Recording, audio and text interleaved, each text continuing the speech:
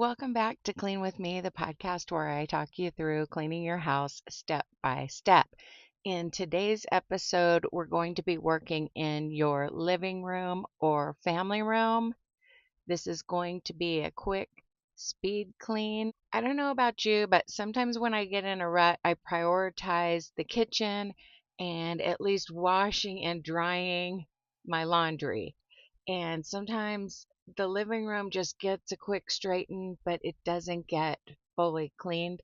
In this episode, I want you to actually get your living room or family room cleaned up, whichever room needs it the most today. If you have two living areas, I just have that one living room on the front of the house that is one and the same with my entryway.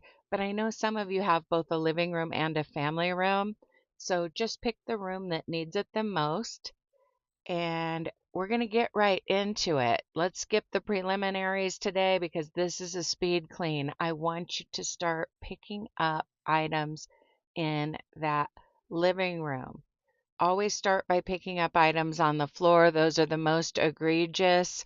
Right now, there's a box by my front door that needs to be carried out to the garage. If I were cleaning along with this episode, I would take that out to the garage. Okay. And then I check for any other items on the floor. I don't think I have a lot on the floor. You might. Maybe the kids drug out some toys, or your pets drug out some toys, or you or your spouse just left something in the living room floor. Let's get that picked up and put where it goes. Okay. It only takes a few minutes. If you do have an issue with toys, in case you're new to the show, because the rest of you know this, I recommend having some kind of attractive looking toy box in the living room if toys are an issue. Not a huge toy box, but somewhere to put a few things when you're doing a quick pickup. You always want to be 15 minutes away from a clean living room or family room. So keep picking up the floor. But for those of you who don't have anything on the floor, obviously move up. Start straightening your couch cushions and throw pillows, clearing other surfaces, dusting, and so on. Some of you have a perpetually clean living room and need to be working on windows, windowsills, dusting the blinds, things like that. But for a lot of you, you need to pick up. And to make this show relatable, I often talk about my own home. I have a piano in the entryway, which is basically part of my living room. And there are only supposed to be a few things on the back of that piano. I'm talking about my key basket because that piano is my launch pad area. And that's also where I keep my work lanyard. For those of you watching the video version, you see that I have my work keys and lanyard. You may also notice that I've kind of gone back to my roots today and I'm recording in the car with this silly little gimmick microphone. Isn't this cute?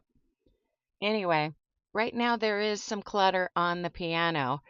My husband tends to put the mail there. I need to go through those items and take them where I actually sort my mail, which is in my office.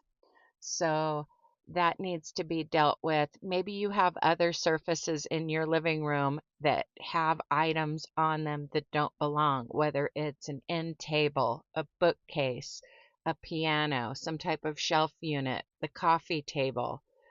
Let's get those upper surfaces cleared off once you've picked up the floor. No worries if you're still picking up the floor. A lot of you have kids who spread things all over. I get it.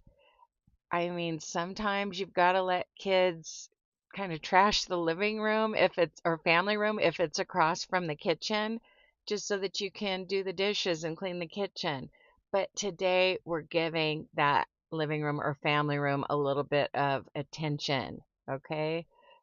Sometimes it falls by the wayside during busy seasons of life. And even if you tend to put things away and you're not leaving your shoes out in the living room, maybe it's been a while since you've dusted the surfaces. Or maybe you have items sitting out that have just kind of become part of the decor. I want you to start by picking up the floor, then straighten up your couches, then deal with any furniture, any items that are on top of the furniture, and get that stuff put away. If you do have a decorative toy box or another catch-all basket of some sort and it's overflowing, you might need to take this time to thin it down and put some stuff away. You know what needs to be done in your living room, and then in a little later, I'm going to have you focus on actual surface cleaning as far as dusting and vacuuming. We'll definitely get to that. But while you're working on tidying up, I just wanted to talk to you a little bit about carpets and couches, especially for those of you who are pet owners. Okay. When you're a pet owner, if you know, you know, some pets have accidents on the carpet now and then, and the way we spot clean if one of the dogs pees on the carpet, which isn't very often, but it does happen, unfortunately. One of the ways that the way that we spot clean is we first soak up the mess with a bunch of paper towels. And you need to put on shoes for this because you're going to be stepping down on the paper towel and you don't want to touch the yucky stuff. I say paper towel, but it's going to be paper towels, plural. Make sure you soak up all the moisture, and then you're going to use some type of pet spot remover that has enzymes in it because you want to remove all traces of the smell. If you don't have anything like that, you can use a mixture of vinegar and water. But there are products on the market that work really well for cleaning up pet urine. And I know this doesn't apply to everybody, but I wanted to include this in the episode because a lot of you do have fur babies. I got some product recently that has a built-in brush. I should have brought it and shown it in the video. I should have brought it out to the car, but it has a built-in brush so that when you turn it upside down and dispense that liquid, you can actually scrub it with the brush. And believe it or not, I used the same product when someone threw up on the carpet a few months back. So I definitely recommend using something like that. But if your pet urine remover does not have a brush, of course you can have just a dedicated scrub brush for that purpose. Okay. You might also need to do some spot cleaning on the upholstery as far as little messes that kids make and whatnot. And sometimes I use whatever I've purchased to like pre-treat my laundry, whether it's Shout, Spray and Wash, Resolve, whatever. I use something like that on my upholstery. Disclaimer, test it on an inconspicuous area, but I've never had any problems. So that's another thing that you might need to do is spot clean your upholstery with some type of spot cleaner or laundry pre-treatment spray or upholstery spray. Sometimes soap is soap, folks. Use something like that and then a damp rag and scrub that problem area that's on your couch. That's probably more for people who have kids. Okay. Our spot cleaning of the carpet is usually due to a random dog accident, but spot cleaning the couch is due to grandkids getting food on the couches. Okay. So those are some other areas to focus on. But while we're talking about pets, it's not just the urine thing. Sometimes your carpet can just stink because your dog's fur actually stinks. It could be due to the breed, it could be that your dog's getting older, any number of things. Some dogs just stink. One of our dogs kind of stinks. And I don't like our house to stink. What my husband does on a regular basis is he shampoos our carpet with a product that is designed for pets. Okay. So I definitely recommend shampooing your carpet from time to time. I know some of you have hard floors throughout the house, but if you have carpets, especially if you have pets, you or small children for that matter, you need to shampoo from time to time because spot cleaning only takes you so far. When a couple of my kids were little, my younger ones were still little, we lived in a house that had white carpets. We obviously didn't choose that carpeting. That's just what was in the house already. And sometimes I let the spot cleaning get away from me. When they're turning up their bottle upside down, dripping milk on a white carpet, and then it creates a dark stain. And I remember my mom saying, you need to spot clean as these problems happen. But anyway, long story short, our main solution was shampooing the carpet every 6 months. And I definitely recommend that whether you have pets or children, shampoo the carpet. And you may be saying, I don't have a shampooer. You could rent one or you could hire someone to shampoo your carpets. But we find it the most cost effective to just own a shampooer. We've had it a long time, one time investment, and we buy pet friendly products as far as products that are designed to get that urine smell or just regular pet odor out of the carpet. So that's definitely something to think about. Another thing to think about, if you allow your dogs on the couch, you might want to consider putting a throw blanket where the dog sits, whether your dog is sitting in a specific chair or on the couch. That's the way my mom does it. And then you just wash the blanket. Okay. There are a couple reasons for this. It keeps the hair off the furniture. And then if you have somebody coming over who's allergic to pet dander, you don't have to worry about that. And then also, if you're wearing black pants and you sit down and there's white hair all over it, and even if your dog is kind of multicolored, like that white hair always stands out. Even, I mean, one of my dogs is predominantly black, but I'm getting white hairs on my clothes that are her hairs. I can tell because she has longer hair than the other dog. The small dog is black and white with short hair. Anyway, the other great benefit of putting a blanket where your dog sits is that you can wash it and your couch doesn't start to smell like dog as much. Okay. Some of you need to spray your couches with Febreze or whatever product of your choice, and you get kind of immune to like that dog smell in your house. But when people come over, they're going to notice it because they haven't already adapted to it. So one tip between shampooings, you can spray your carpets with some type of fabric freshening spray like Febreze. Spray your carpets, spray your couches, and that's a good fix in between shampooing. And of course, candles, wax warmers, or whatever can kind of mask odors. Something interesting that I haven't really explored yet because it's kind of expensive, but in our local pet store, we live in a small town, so there's just one local pet store, and the things in that store are kind of expensive because they kind of have the monopoly.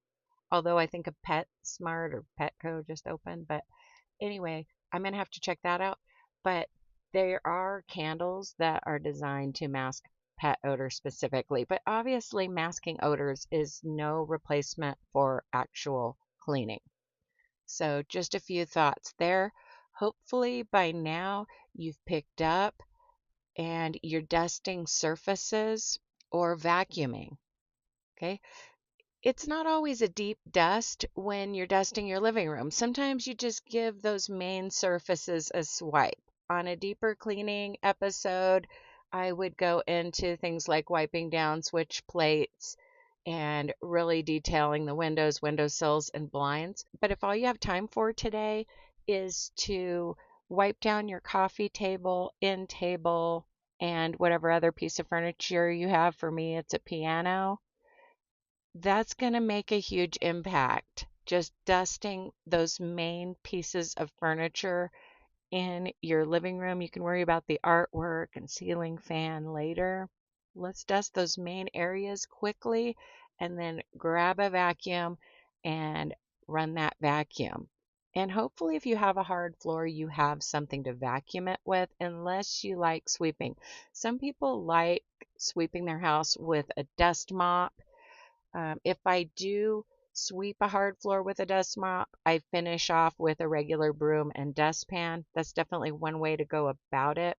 But I really like my Shark vacuum for hard floors. I have a large expanse of flooring in the kitchen, and I definitely prefer vacuuming over sweeping. So if sweeping is just the bane of your existence and you have hard floors in your living areas, I definitely recommend investing in a vacuum that is designed for hard floors and that's effective on hard floors. This is not sponsored, but I really like my Shark. And I realize that vacuums are adjustable and you can kind of put it on that hard floor setting, but vacuums that are more geared toward carpeting just aren't as good on hard floors, in my opinion. But vacuuming is always better than nothing. So even if you need to sweep to do a thorough job, maybe today you're just running the vacuum over that living area, and you might need to continue after this episode. But let's get it done, because having a living room or family room that is clutter free, dusted, and vacuumed can do wonders for your mood. It does wonders for your mood to be sitting in a clean, tidy room. And let's face it, that's where you spend a lot of time, is your living room or family room. And it's, for me, it's a first impression area for two reasons. Not only is it the room people walk into when they enter my front door, not that I have company very often, but our family. But when I come out of my bedroom and walk out into the living room in the morning, it just feels really good when I'm waking up to a clean living area. Special thanks to my financial supporters who support this show on Apple, Patreon, or Spotify. I do apologize that this episode came out late. There will be a bonus episode soon that will be a longer episode so you can get more housework done. If you haven't already subscribed to bonus content, that's how you get on the full program and unlock additional episodes. Thank you so much for those who have already done that. That helps me out so much. Anyway, I'm out of time. If you're watching the video version on Spotify, you can see that I'm out in my car. I'm getting ready to go to work. I'm going to go check on the kids and make sure they're ready for school. I work at their school. Don't worry, I'm going to be spending more time on this podcast soon. Just right now, I'm kind of working a third job to make ends meet, but I'm almost to the finish line where I'm not going to need that anymore. Thank you so much for listening. I appreciate each and every one of you. And as always, happy cleaning. I'll talk to you in the next episode.